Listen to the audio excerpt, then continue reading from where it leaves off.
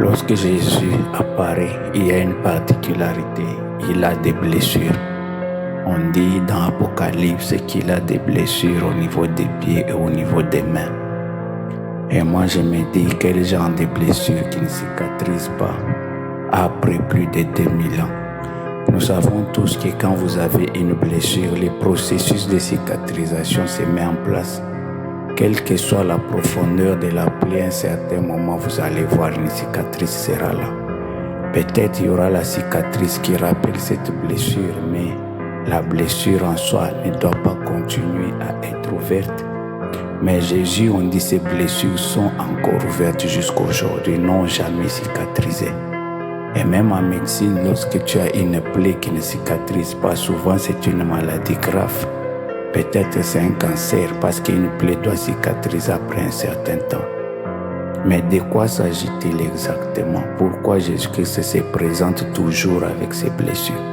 C'est quel genre de blessures? Parce que si c'était des blessures du corps, en réalité ces blessures devraient disparaître. Ce sont des blessures d'âme.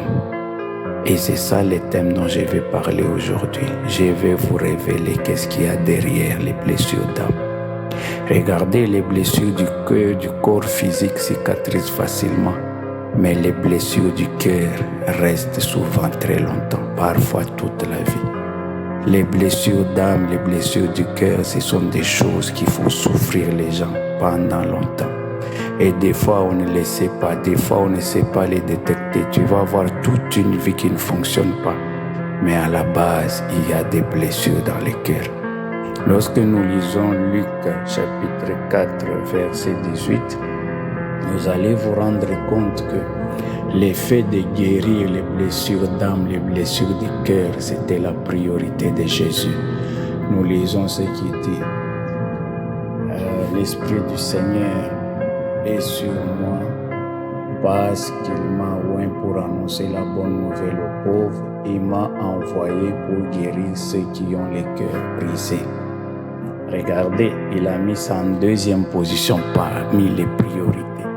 La première des priorités, c'est d'annoncer l'évangile, mais la deuxième, ce n'est pas de la guérison, ce n'est pas de la délivrance, ce ne sont pas les miracles, ce ne sont pas les dons spirituels.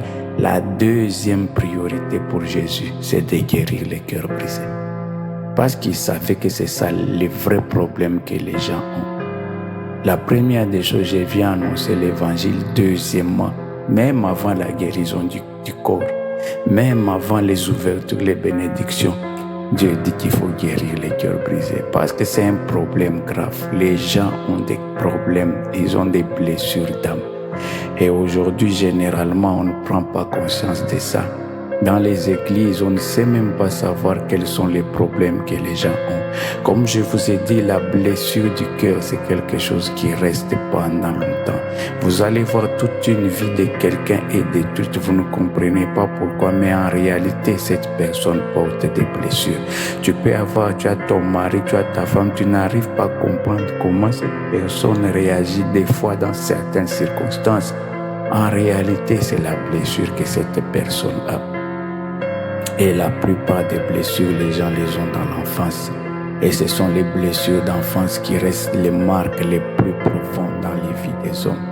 Regardez tous ces enfants qui ont été abandonnés, tous ces enfants qui ont été refusés par leurs parents, tous ces enfants qui ont été maltraités, tous ces enfants qui ont été humiliés.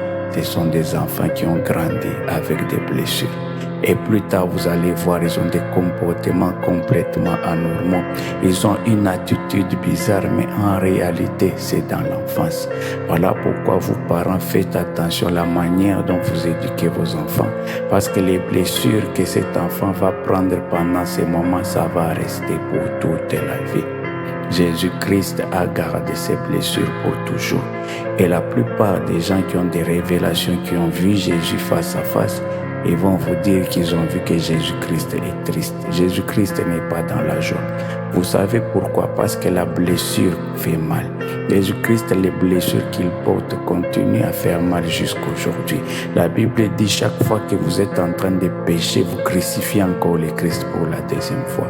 Chaque fois que vous êtes en train de vous égarer, vous faites la tristesse à Jésus-Christ. La raison pour laquelle Jésus-Christ n'a pas la joie, la raison pour laquelle il n'a pas la paix. Il aura la joie quand ces blessures vont disparaître, et ces blessures vont disparaître les jours où il y aura l'enlèvement. Lorsque vous lisez la Bible, quand on décrit Jésus pendant l'enlèvement, Jésus-Christ n'a plus de blessures. Il est restauré, il est dans la gloire. Les blessures spirituelles vont rester et faire souffrir pour toujours. Des fois, tu peux avoir un mari, tu te rends compte que cet homme n'arrive pas à avoir confiance en toi. Tu peux avoir une femme, tu te rends compte que cette femme n'a pas confiance en toi malgré tout ce que tu fais. Mais la réalité, c'est que tu ne sais pas qu'elle porte des blessures. Elle avait été trahie. Il y a des gens qui ont été trahis par des fiançailles qui n'ont pas marché. Mais à cause de ça, il est impossible d'avoir confiance, même mon nouveau mari. Quelque part, on croit toujours qu'il va t'abandonner, on croit toujours qu'il va te rejeter. Et les blessures d'âme détruisent. Les blessures d'âme font mal. Et généralement, les spécialistes, ils ont fait des études. Ils ont compris qu'il y a 5 blessures. Et lorsqu'on prend les premières lettres de chaque blessure, on met ensemble, ça fait les mots trahi. Alléluia. Toutes les blessures en soi, les fondements, c'est de la trahison. La personne se sent trahie par manque d'amour. La personne se sent trahie parce qu'on ne lui a pas donné l'affection. La personne se sent trahie parce qu'on l'a abandonnée pour aller vers une autre femme. La personne se sent trahie parce qu'elle a été humiliée, parce qu'elle a vécu dans l'injustice. Et toutes ces blessures, c'est ça qui détruit nos âmes. Et aujourd'hui, dans les églises, on est tellement distrait. On n'a pas le temps de savoir quel est le problème que les gens ont. Le rôle d'un berger, c'est de soigner quand les brebis ont des blessures. Aujourd'hui, les brebis, les gens dans l'église ont des blessures. Les pasteurs n'ont même pas le temps de s'en rendre compte. Laissez-moi vous dire, en réalité, quand les gens ont une blessure, ils adoptent un masque pour cacher ces blessures. Vous allez voir les personnes les plus joyeuses, les plus joviales, les personnes qui sont là à aider les autres, à être au service des autres. En réalité, ce sont des personnes qui portent le plus de blessures et ils essaient de les cacher à travers ces comportements. Mais lorsque vous vous approchez de ces personnes, vous allez comprendre qu'ils portent les marques de la blessure dans leur cœur. Peut-être ce sont des personnes qui ont été abandonnées. Ce sont des personnes qui ont été trahies. Ils adoptent ces systèmes, ces masques pour ne plus souffrir, pour ne plus être rejetés. Il y a des personnes qui essayent de tout faire pour se faire accepter. Quand vous suivez très bien, ça a été un enfant abandonné par ses parents. Ça a été un enfant dont les pères avaient abandonné. Peut-être ça a été un enfant, les parents sont morts, il a vécu dans la famille sans affection. Alléluia. Aujourd'hui, les gens sont en train de souffrir. Et dans les églises, on n'a pas le temps. On n'a pas le temps de faire les cures d'âme en réalité. La cure d'âme, c'est pas seulement que les gens viennent dire que nous avons péché. La cure d'âme, c'est venir identifier les problèmes qu'ont les gens. Et venir identifier les blessures et les aider. Et les problèmes aujourd'hui, même la plupart des hommes de Dieu n'ont pas la maturité nécessaire, n'ont pas la hauteur nécessaire, n'ont pas la profondeur nécessaire pour aider les gens à s'en sortir avec leurs blessures. C'est dans ça que le rôle des prophètes doit être là. Le prophète, c'est quelqu'un qui doit apporter la consolation. Le prophète, c'est quelqu'un qui doit être en mesure de dire, voilà, tu as tel problème, tu as telle blessure dans ton âme, voilà comment tu vas t'en sortir. Mais aujourd'hui, nous avons la médiocrité prophétique qui consiste à attraper seulement les sorciers dans la vie des gens. Les prophètes, en réalité, c'est lui qui devrait faire ces cures d'âme, qui devrait faire en sorte que les gens s'ouvrent, confient leurs problèmes et les accompagner. Je vous dis, en réalité, ces problèmes de blessures de cœur détruisent les vies. Beaucoup de couples sont détruits à cause de ça. Tu n'arrives pas à comprendre les comportements de ton conjoint, Mais c'est parce que tu n'as pas eu le temps. Même dans les couples, il faudra que tu essaies de comprendre quelle a été la vie de ton mari, quelle a été l'enfance de ta femme. Tu vas comprendre qu'il a eu telle blessure et tu sauras comment te comporter. Et la particularité des blessures d'âme, ils ont la capacité d'être réactivées. Ils peuvent être là quand il y a une circonstance, c'est comme un couteau qu'on remue dans la plaie. Tu vas voir quelqu'un adopter un comportement complètement disproportionné. Tu te dis, mais ce que j'ai fait, mais je ne vois pas pourquoi il a réagi comme ça, pourquoi il est allé dans cette colère. En réalité, c'est la blessure qui a été réactivée. Et quand la blessure se réactive, la blessure passe en mode automatique. La blessure prend le contrôle, c'est la blessure qui gère la personne. Les masques que la personne met toujours tombent, ces masques disparaissent et la douleur en réalité apparaît. Tu vas voir certaines personnes, c'est les salades de colère impossible, mais en réalité, c'est parce qu'on a mis les couteaux dans leurs blessures d'enfance, par une attitude, par une circonstance. Voilà pourquoi dans les mariages, il faut étudier votre partenaire. Il faut comprendre quelle a été son enfance. Et tu sauras, par exemple, il y a certaines personnes, lorsque vous élevez la voix sur elles, c'est fini. La blessure est activée. Mais lorsque vous allez dans l'enfant, vous allez comprendre que ce sont des enfants qui ont été maltraités, des enfants qui ont été brimés, des enfants ceux qui ont crié, ceux qui ont eu des critiques sans fin. Maintenant, si toi tu épouses d'un homme comme ça, tu dois savoir comment te comporter. Aujourd'hui, on n'a pas le temps d'identifier les blessures que les gens ont. Lorsque ta femme a eu la blessure d'abandon, elle a été rejetée par son père. Par exemple, le père a été polygame, les a abandonnés avec sa mère. Cette femme, tu verras qu'elle aura toujours cette blessure d'abandon. Elle aura tendance à croire que tu vas l'abandonner. Et si tu sais ces choses, tu vas te comporter différemment de manière à la sécuriser, de manière à lui donner confiance. Les blessures détruisent nos âmes. Et surtout dans les couples, les blessures détruisent parce que ce sont des choses qui nous poursuivent, des choses qui déterminent le comportement de quelqu'un. Et il y a des gens qui sont souvent d'humeur dépressive. En réalité, c'est la réactivation de ces blessures. Une circonstance qui lui rappelle un traumatisme fait en sorte que la blessure passe en mode automatique. Et quand la blessure passe en mode automatique, c'est la blessure qui gère. Quelqu'un peut avoir plusieurs types de blessures. Les gens qui ont connu des enfances difficiles, en réalité, ce sont des gens qu'on doit accompagner. Maintenant, aujourd'hui, quand les gens se marient, l'Église a perdu un peu son rôle. Le mariage doit se faire par une préparation profonde, préparation spirituelle. Il y a la cure d'âme qu'il faut faire, il y a la délivrance qu'il faut faire et il y a les blessures qu'il faut guérir avant que les gens entrent dans le mariage. Aujourd'hui, l'Église est dans la distraction totale.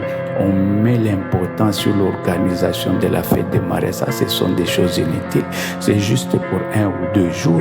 Mais la vie qui vient après, c'est ça qu'il faut préparer sérieusement. Et aujourd'hui, les pasteurs n'ont pas le temps. Des jeunes gens, vous les faites entrer dans les mariages, ils entrent avec des blessures d'âme, des blessures de cœur. Jésus-Christ a dit que c'était sa priorité. Après avoir annoncé l'évangile, c'est de venir guérir les blessures. Même aujourd'hui, nous, en tant qu'hommes de Dieu, on s'est complètement perdus. Il a dit, le Seigneur l'a envoyé pour annoncer l'évangile et guérir. L'évangile, c'est ça la guérison. La parole de Dieu, c'est ça la guérison. Les ministères, c'est ça qui vient guérir les cœurs brisés. Aujourd'hui, il y a des hommes de Dieu complètement insensibles. Quand tu te retrouves devant la chair, tu enseignes les messages que toi tu as préparés. Qui te dit qu'il faut enseigner les messages que toi tu as préparés? Les messages doivent être la réponse aux problèmes que les gens ont. Voilà pourquoi ce système où certaines personnes font des préparations, c'est moi on va enseigner ceci, ce n'est pas réel. Il faut suivre l'orientation de Dieu. L'évangile est un traitement. Quand tu vas à l'hôpital, on te donne un médicament approprié à ta maladie. Si tu as le paludisme, par exemple, on ne va pas te donner les médicaments de la fièvre typhoïde, tu ne guériras jamais. Quand tu te retrouves devant la chair, il faut te dire que tu te retrouves devant un hôpital l'hôpital spirituel, tu as devant toi des malades vers qui il faut donner un traitement. Ton message doit s'adapter aux problèmes des gens. Ce n'est pas que si tu as donné un message dans telle assemblée qui a été bien reçu, tu prends les mêmes messages que tu apportes ailleurs. Est-ce que c'est ça les besoins spirituels des gens? Il faut s'adapter.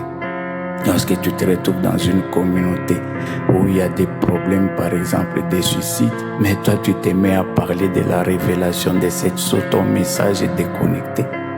Aujourd'hui, on a des hommes de Dieu complètement déconnectés.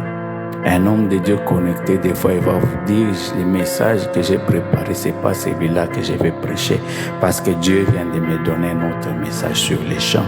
Le message, c'est la réponse aux problèmes que les gens ont.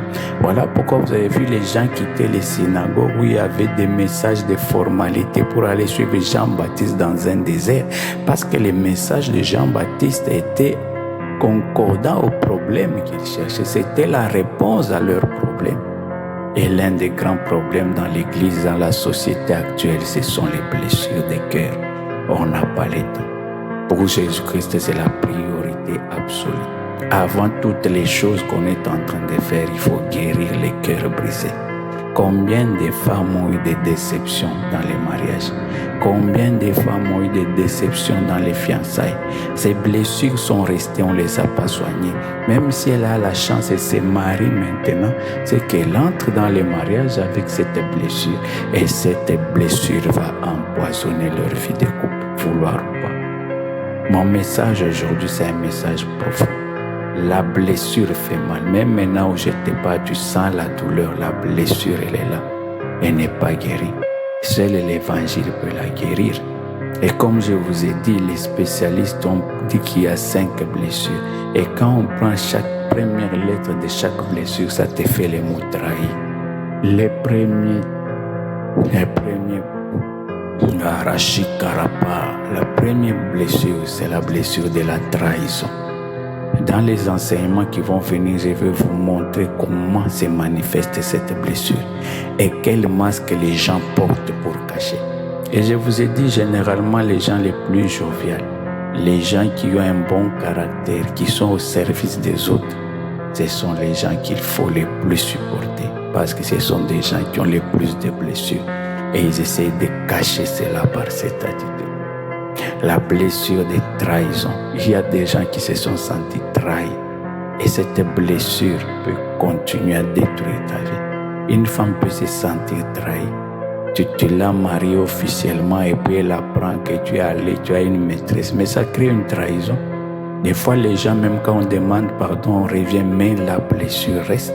Et vous allez voir que l'attitude de cette femme ne sera jamais la même. Lorsque vous regardez dans la Bible, Joseph avec ses frères, même s'il les avait pardonnés, mais Joseph n'était plus la même personne avec eux. C'est vrai parce qu'ils sont allés dire à leur père, à Israël, va dire à ton fils Jacob de ne pas nous faire du mal quand tu seras mort. C'est parce que ces gens ont vu que son attitude, ce n'était plus le même Joseph. Ce n'était plus les mêmes enfants qui aimaient ses frères qui étaient à leur service. Ils ont vu qu'il y avait des changements dans cette personne. La blessure de trahison est restée. La preuve, ces gens-là ne restaient pas dans la même ville avec eux. Il les a mis dans une autre ville loin d'eux. Et je suis sûr que même il n'y avait pas de visite en famille. Les frères de Joseph ne venaient pas au palais à tout moment rendre visite. Voilà pourquoi ils sont allés dire à son père, te parle à ton fils qui ne nous fasse pas du mal, parce qu'ils ont vu que ça a changé. Une femme qui entre dans un mariage avec une blessure d'une déception amoureuse, lorsqu'elle ne se ressaisit pas, elle risque de devenir une femme indifférente envers son mari. Lorsqu'elle ne se ressaisit pas et ne fait pas des efforts pour guérir, elle risque d'être une femme qui ne donne pas d'affection, parce qu'elle va toujours croire que cet homme va les trahir.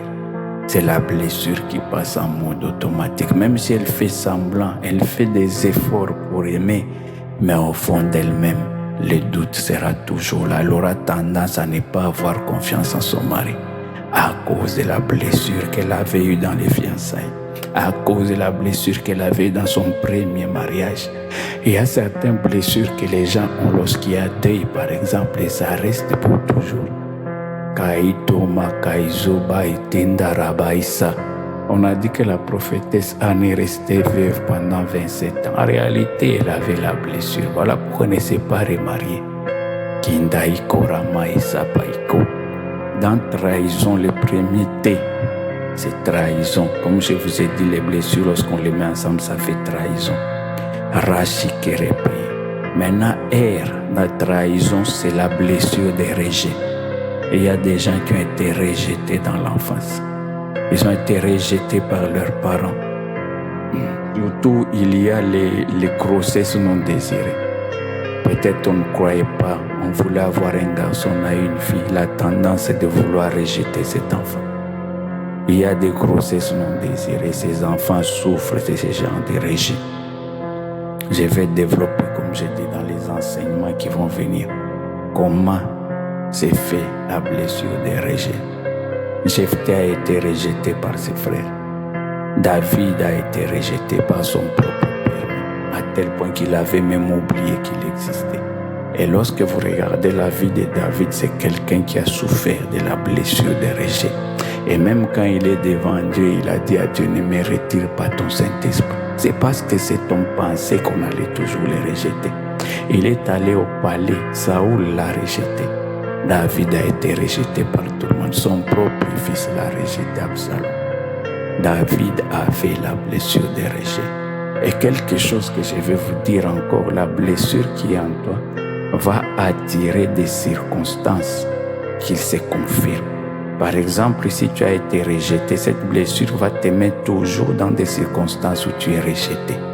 En réalité, c'est fait comme ça pour que tu prennes conscience de la présence de cette blessure et que tu cherches des solutions. Si tu as la blessure de trahison, tu seras toujours mis dans des circonstances où tu es trahi. Le problème, ce n'est pas les autres. Le problème, c'est un message qui te dit qu'en toi, il y a quelque chose. Il y a la trahison. J'ai dit T, c'est la trahison. R, c'est le rejet. A, c'est abandon. Il y a des gens qui ont été abandonnés. Beaucoup d'enfants souffrent d'abandon. Et ces abandons se répercutent dans la vie. Une personne qui a été abandonnée, comme je vous ai dit, ne fera pas confiance. Une personne qui a été abandonnée aura tendance à ne pas compter sur quelqu'un. Une personne qui est abandonnée, elle aura tendance à ne pas se fier aux gens. La blessure d'abandon. Aïtora parasikere berebi. T, c'est trahison. R, c'est rejet. A, c'est abandon. I, c'est humiliation. Il y a des gens qui ont reçu des mauvais traitements. Voilà pourquoi si vous êtes parent, faites attention. Ce sont des paroles négatives. Ce sont des remarques à tout moment, des traitements humiliants.